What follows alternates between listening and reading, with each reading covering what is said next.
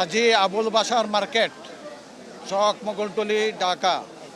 13টা 34 মিনিটের সময় আমরা fire service civil defence station Lalbagh থেকে সংবাদ পাওয়ার সাথে সাথে ঘটনাস্থলে 2টা ইউনিট পাঠানো হয়। আপনারা জানেন যে চক মোগলটুলি এলাকাটা অত্যন্ত যানজট এলাকা এবং লালবাগ থেকে 2টা ইউনিট ঘটনাস্থলের দিশে রওনা হয়। এবং যেহেতু চকবাজারে আগুনটা 8তলা ভবনের 3তলায়, ভয়াবহতার কারণে আমরা হেডকোয়ার্টার থেকে আরও 4টা ইউনিট আমরা ঘটনাস্থলে পাঠাই।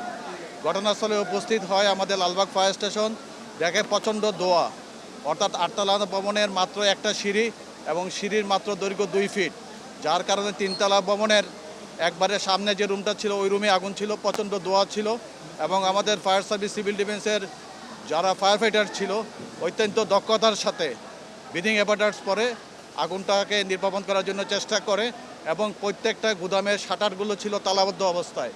এই তালাগুলো আমাদেরকে খুলতে হয়েছে, অনেক চ্যালেঞ্জ ছিল এই আগুনটা নির্বাপন করতে।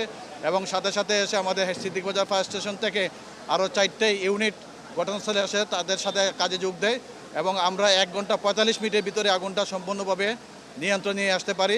এখন আমাদের ভিতরে কার্যক্রম চলমান অবস্থায় আছে।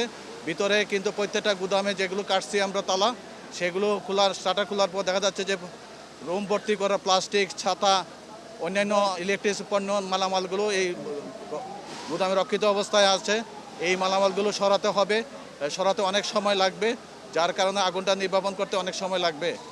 আর বিশেষ করে ফায়ার সার্ভিস সিভিল ডিফেন্স যথাসময়ে সঠিক সিদ্ধান্তের কারণে আশেপাশে যে মার্কেট ছিল, যে মার্কেটগুলো ছিল, পাইকারি মার্কেটগুলো ছিল, আশিক টাওয়ার ছিল, খাজা টাওয়ার ছিল, আশেপাশে কোনো জায়গায় আগুনটা ছড়াতে পারে নাই এবং আমরা দ্রুততার সাথে আগুনটা নির্বাপন করি। আগুনের ক্ষতি এবং উদ্ধার এই বিষয়ে এখনও বলা যাচ্ছে না, কারণ আমরা আগুন নির্বাপন করার কার্যক্রমে চলমান অবস্থায় আছি। আর উদ্ধারের পরিমাণ এটা পরে বলা যাবে। আর আগুনের কারণটা আমাদের একটা কমিটি গঠন হবে, তারপরে আমরা বলতে পারবো।